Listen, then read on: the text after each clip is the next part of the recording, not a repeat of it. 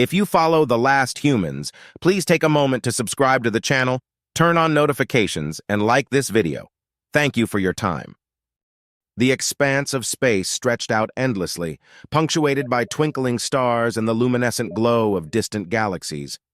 The Daedalus, a jewel in the Galactic Federation's crown, made its approach towards the Galactic Council. From the bridge, Commander Ilias watched, his eyes widening in quiet admiration, not at the gathering of ships, but at the monumental space station that held the Galactic Council. The station, an engineering marvel, loomed like a titanic fortress, its intricate structures and lights making it resemble a floating metropolis. It was so vast that it made the already sizable Daedalus seem like a mere speck in comparison. Beside Ilias, Mira leaned slightly forward, her eyes wide. I knew the council station was large, but it's colossal, she whispered. Garrow, usually not one to be easily impressed, simply said, "Yeah, it shows what we can do when we come together."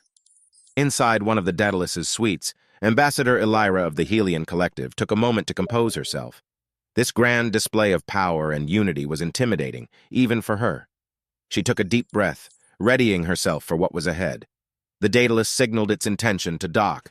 Responding, a massive hangar bay door from the space station slowly opened, guiding the ship inside like a hand welcoming a much smaller one into its grasp.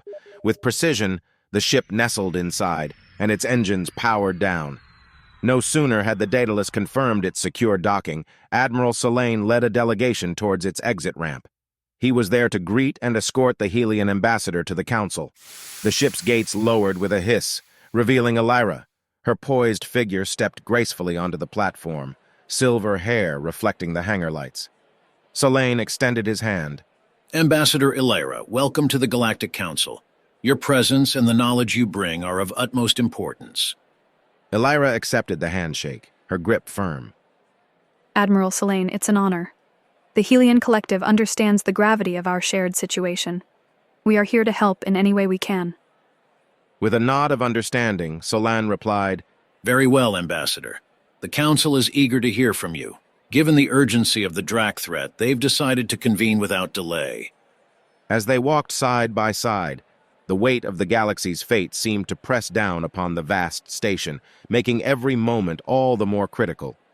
Elira's mission was clear, to forge an alliance that could potentially change the course of the war against the Draac, voices of unity and offer of aid. The Galactic Council chamber was a sight to behold, a vast amphitheater, adorned with glowing symbols representing all the member species, seated representatives from across the galaxy. The air pulsed with anticipation, and a hush fell as Elira stepped onto the central platform. A senior council member, a tall humanoid with iridescent skin, rose. Ladies, gentlemen, and esteemed beings of the Galactic Council, we present to you Ambassador Elira of the Helion Collective. Elira took a moment, letting the silence stretch, then began. Representatives of the Galactic Federation, I stand here as a testament to unity in the face of adversity. My people, the Helion Collective, were once much like yours. But when the shadows of the Draac loomed over our systems, we united. Our shared struggle against this adversary has gifted us not just unity, but also a profound understanding of their tactics and technologies. The chamber remained silent, hanging on to her every word. Elira continued, her voice echoing off the chamber walls. We've faced the Draac in the dark corners of the galaxy, evading their sweeps, outsmarting their probes. This struggle has driven our technological advancements. Today, I offer our knowledge and our tech to you, not as conquerors, but as allies.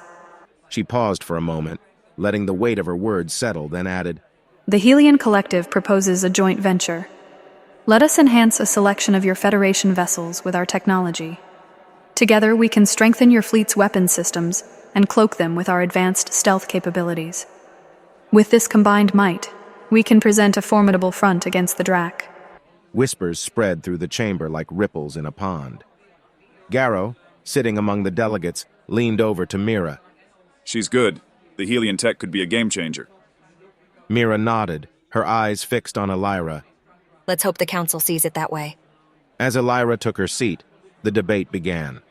Council members rose one by one to voice their opinions. An avian representative from the Cygnian cluster remarked, The Draac threat is real. If the Helion Collective's technology can give us an edge, I say we embrace it. However, opposition was inevitable. A representative with scales shimmering under the chamber lights countered, "How do we trust this newfound ally? What if this is just a ruse, a strategy the Draac are employing to weaken us from within?" The debate continued for what felt like hours. Arguments and counter-arguments, hopes and fears were all laid bare. Finally, the senior council member who had introduced Elira rose once more. It's evident that the stakes are high and time is of the essence. While concerns are valid, the potential benefits are undeniable. All in favor of a provisional alliance with the Helion Collective and the proposed tech integration.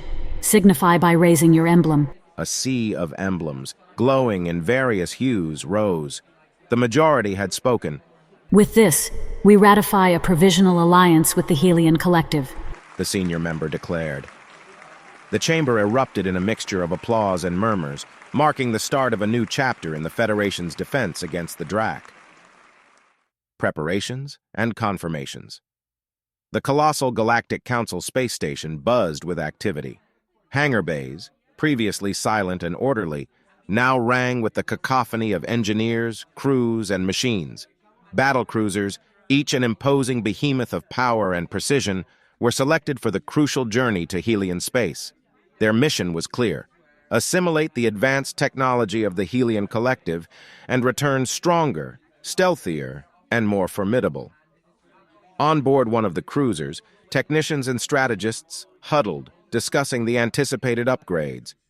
The energy was palpable.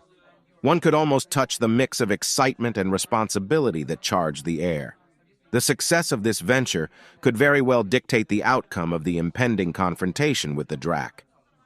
Amidst this flurry of activity, in a private chamber within the council station, Solane initiated a secure comlink.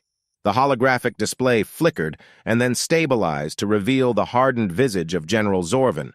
The rebel leader, with his chiseled features and piercing gaze, always commanded attention. General Zorvan, Solane began, choosing his words carefully. The Galactic Council has ratified the terms we discussed. Amnesty is granted to you, your commanders, and your entire force. The Federation recognizes the value of every ally in these trying times. Zorvan's demeanor, usually stoic, betrayed a hint of relief. Commander Solane, your council's decision is wise. Our differences are inconsequential compared to the threat looming over us. The Draac are relentless, and the more hands we have on deck, the better our chances. Solane nodded. Speaking of new allies, there's something, or rather someone, you should know about. He proceeded to brief Zorvan about the recent developments with the Helion Collective. The rebel leader listened intently, absorbing every detail. And their gravimetric sensor, Solane continued. It's something we've never seen before. The capability to detect Draac drones, potentially even their cloaked ships, could tip the scales in our favor.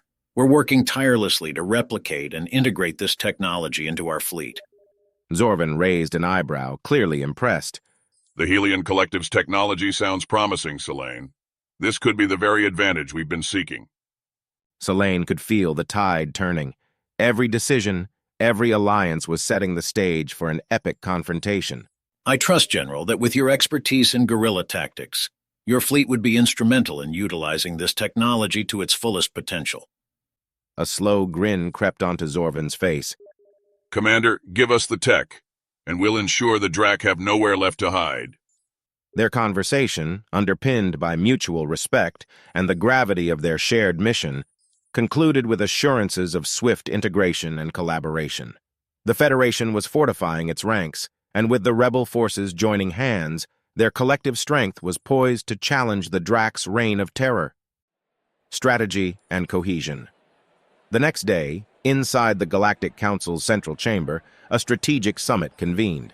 Leaders, tacticians, and advisors from different corners of the Federation came together, circling a massive hollow table displaying an expansive map of the galaxy. Ships, marked by blinking dots, represented the vast resources at the Federation's disposal. The map was awash with trails, potential pathways the Draac drones might use to relay information back to their masters. Solane stood at the helm, a pointer in hand, highlighting critical choke points and areas of interest. Our intelligence indicates the highest likelihood of Draac drone activity in these sectors, he began, his voice echoing across the chamber. Their modus operandi is stealth, intelligence gathering, and evasion. Conventional methods won't corner them. We need a new approach. All eyes shifted as another figure strode to the center. General Zorvan, flanked by his top commanders, faced the gathering. A hush descended. His reputation preceded him, and many in the room had either fought with or against him in the past. After speaking with Salon and securing the amnesty, Zorvan wanted to personally attend this briefing. With a nod from Selene, Zorvan began outlining his strategy. Guerrilla warfare is about adaptation and exploiting vulnerabilities. These drones think they're the hunters, lurking in the shadows. We turn the tables. We become the predators. Zorvan's voice was cold, precise, like a blade being sharpened. With the Helion's gravimetric sensors, we won't just detect these pests. We'll hunt them down. Selene interjected. And that's where the Wolf Pack plan comes into play. General Zorvan and his fleet will be our wolves. Their ships, retrofitted with the sensors, will scout, track, and eliminate the Draac drones. We believe that with their guerrilla expertise, they are best suited to take on this mantle. Murmurs of agreement echoed throughout the chamber. While Zorvan's tactics were unconventional, they had merit.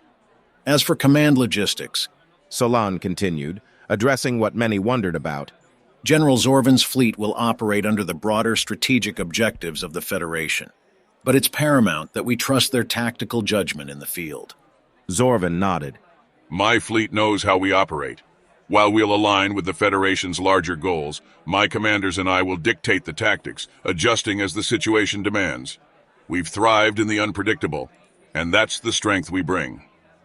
An advisor from the back posed a question.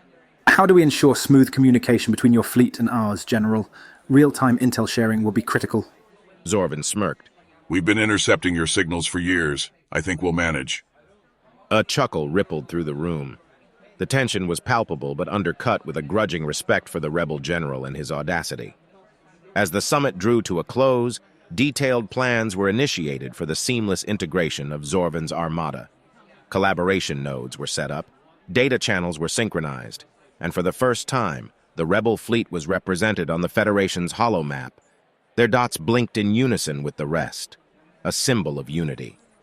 Zorvan and Selene, once adversaries, now allies, shared a final look. The weight of what lay ahead was immense, but with every alliance forged, the Federation's stand against the Draac grew sturdier. The galaxy was uniting, and in this unity, hope was reborn. In the sprawling expanse of the galaxy, away from the unified front the Federation was presenting, a shroud of darkness enveloped a secluded sector. This was Draac territory. Cold, silent, and unyielding, it was a void where hope seldom ventured. But within this abyss there was movement. 5 colossal Draac ships, their hulls a deep obsidian, shimmered against the faint starlight. These weren't just ordinary vessels. They were behemoths, symbolizing the might and ruthlessness of the Draac Empire. Each ship's design was an intricate maze of terrifying artistry, an embodiment of a civilization that thrived on conquest and subjugation. Their destination was set for the planet Orinthia, a luminous world on the fringes of Federation space. Orinthia, with its azure oceans and emerald landmasses, stood as a beacon of life and prosperity. But its position made it vulnerable, a soft underbelly amidst the vast territories of the Federation. Unknown to the Orinthians and the Federation's vast intelligence network, these Draac Leviathans made their steady, silent advance. There were no transmissions, no signs of their approach. Their advanced engines leaving no trails or detectable energy signatures. They were ghosts, moving through the vastness of space, their intentions insidious.